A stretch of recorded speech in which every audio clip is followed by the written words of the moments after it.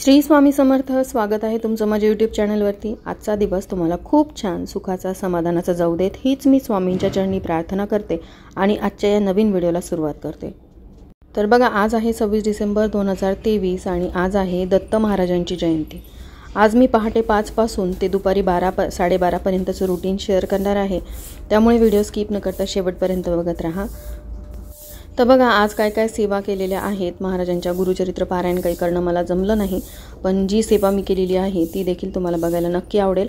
आणि त्यासोबतच आज अन्नपूर्णा जयंतीसुद्धा आहे, तर अन्नपूर्णा देवीची कशी मी पूजा केलेली आहे, काय सेवा केलेली आहे हे देखील व्हिडिओमध्ये बघायला मिळणार आहे। तर बघा, सुरुवात तर ब्लॉगला केलेली आहे, आता ब्लॉग कंटिन्यू बघत राहा।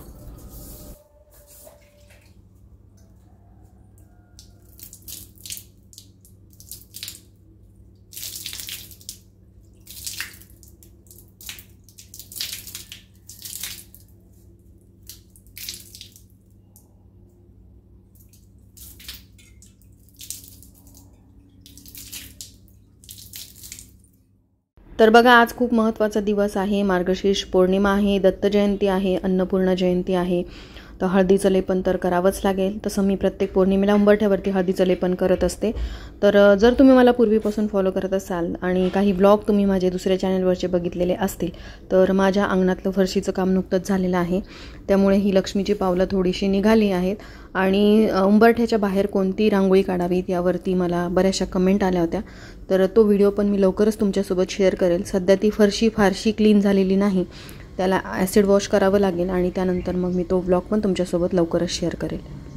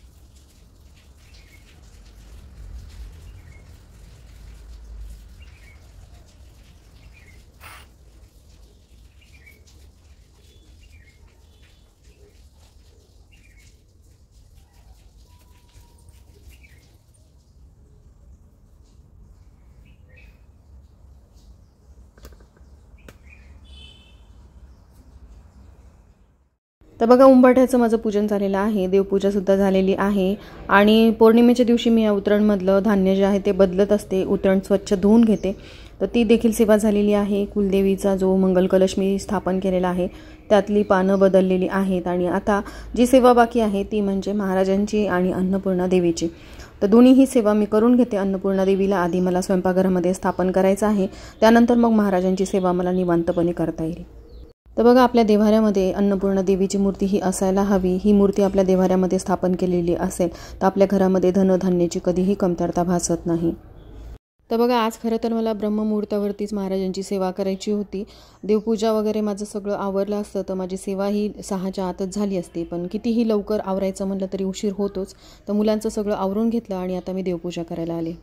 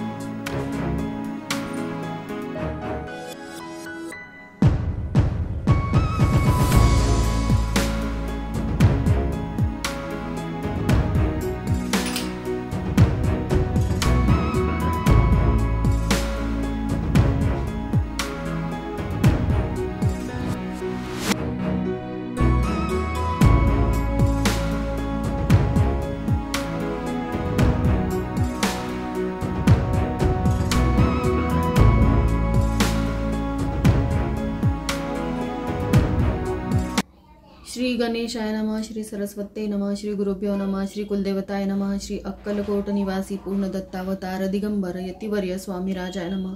परमानंदम परमसुखदम केवलम ज्ञानमूर्ती द्वंद्वातीतं गगनसदृशं तत्त्वमस्यादिलक्ष्यम् एकम चक्षु अनंत पदधारी चराचराते व्यापुनी उरला दशांगुले श्रीहरी महापुरुषः त्रिकालभर्ता देवांचा देवो अजन्मा परी सोडूनी धावे रक्षणार्थ ठाव दृश्य जगत हे महिमा याचा एकची पदमात्र अदृश्यातही नांदती त्रिपदे याची सत्पात्र त्रिकाल आत्मा विभू निरंजन अनंतात डोले एकच ज्योती उत्पत्ती लय खंडहीन खेळे.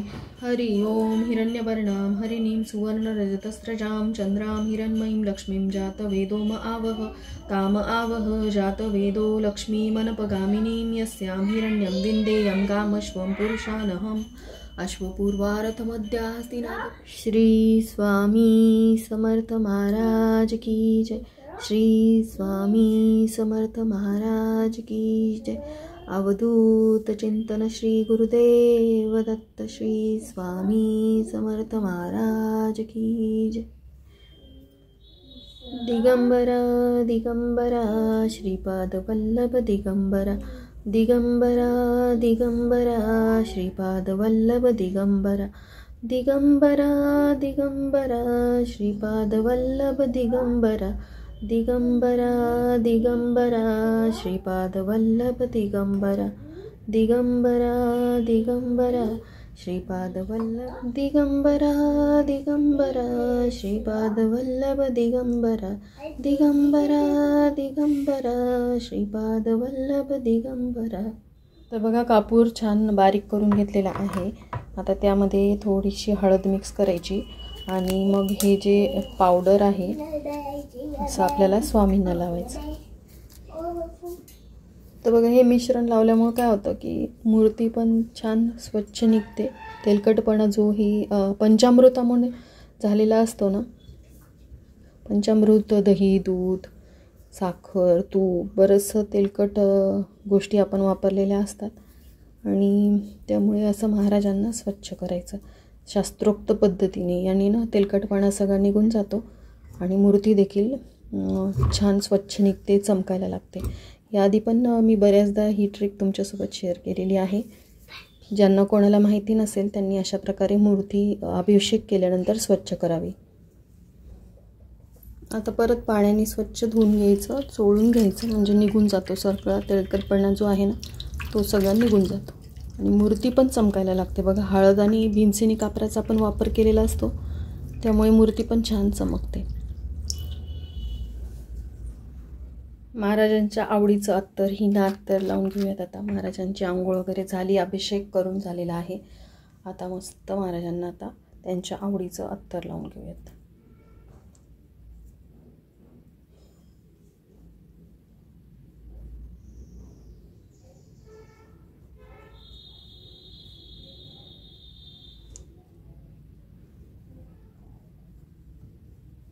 बघा आज महाराजांना मी हे पिवळ्या रंगाचं वस्त्र घालणार आहे. तुम्हाला आठवत असेल तर मी सांगू इच्छिते की हे जे वस्त्र आहे माझी यूट्यूबर मैत्रीण जी आहे तिने पाठवलं होतं, तर ते आज मी घालणार आहे महाराजांना. तिच्याकडे देखील अशी सेम मूर्ती आहे त्यामुळे एक्झॅक्ट माप जे होतं तिला माहिती होतं आणि पहिल्यांदाच असं महाराजांना मी सजवती आहे. रोज माझे महाराज जे आहेत ते अगदी साधे असतात, कारण आपण तुम्ही कोणत्याही स्वामी समर्थ केंद्रात गेलात तर महाराज तुम्हाला साधेच दिसतात, कधीही ते फारसे तयार झालेले नसतात. म्हणून मलाही नाही आवडत, पण आज दत्त जयंती आहे मग आपण कधीतरी असं महाराजांना तयार करतो. तर महाराजांना गंध लावून घेऊयात. तेव्हा महाराजांची इच्छा नसेल ना तर महाराजांच्या इच्छेविरुद्ध आपण काहीच नाही करू शकत. बऱ्याचदा असं होतं की मी वस्त्र घालते महाराजांना आणि महाराजांचं वस्त्र नेहमी खाली पडतं. आजच्या दिवस तरी महाराज प्लीज ठेवा ना, असं आजच्या दिवस राहू द्या महाराज, उद्या नाही घालणार.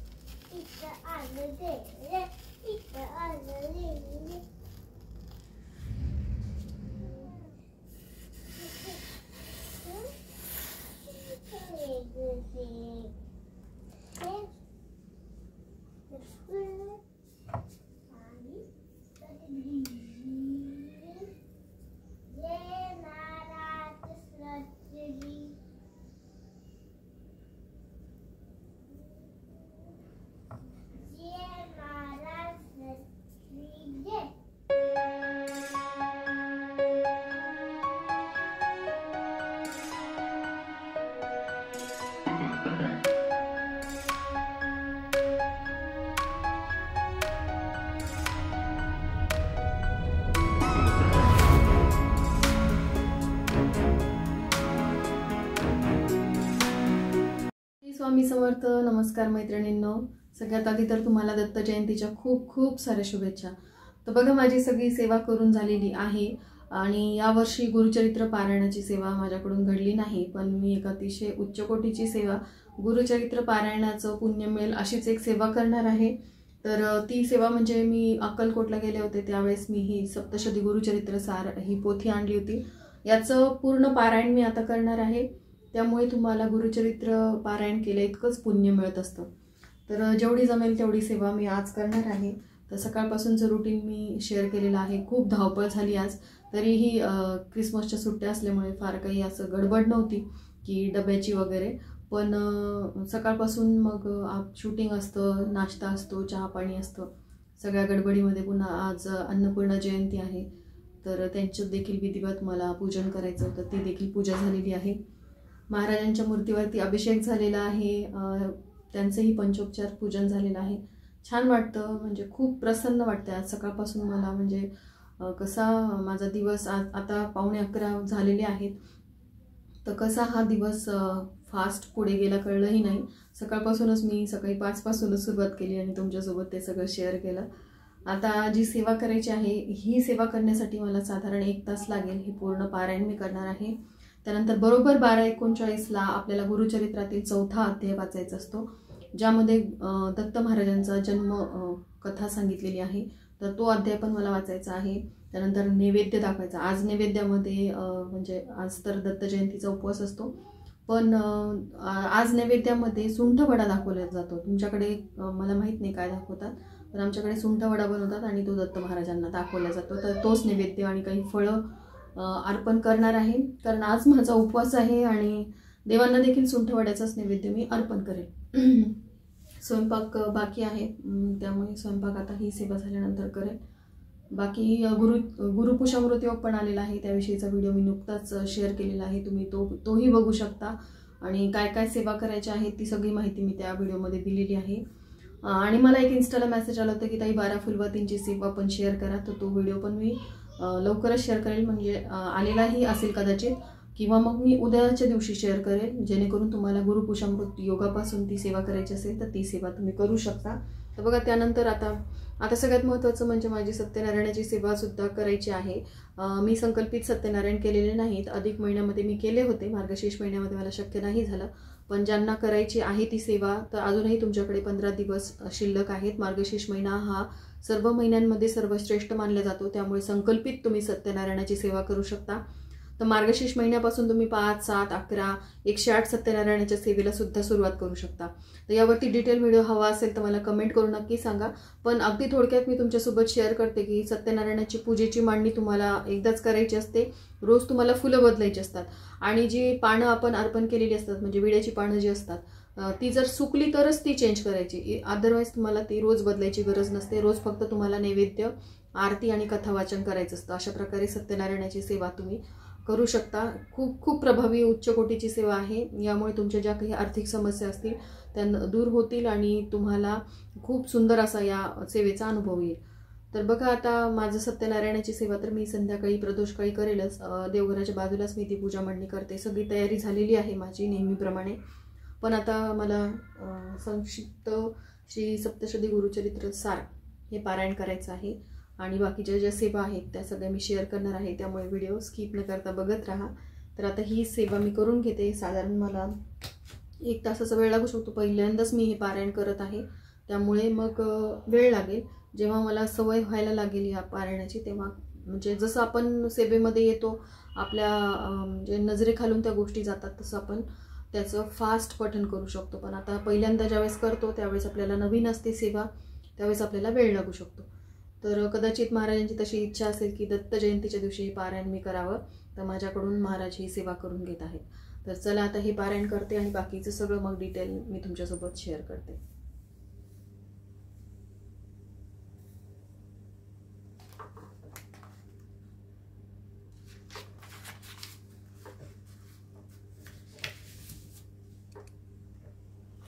श्री गुरु शरणम ओम श्रीमद अमृतमूर्तये श्री शिव वामनाय नमः.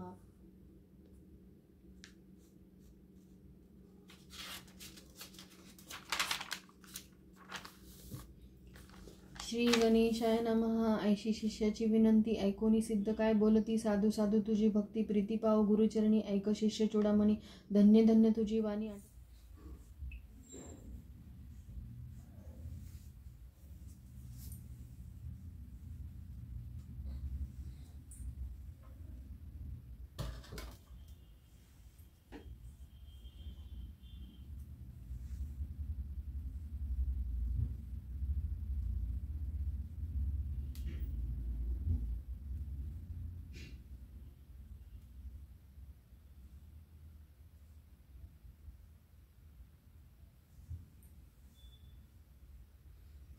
ओम तत्सवितुर्वरेण्यं भर्गो देवस्य धीमहि ओम तत्सवितुर्वरेण्यं भर्गो देवस्य धीमहि ओम तत्सवितुर्वरेण्यं भर्गो देवस्य धीमहि नैवेद्यं समर्पयामि.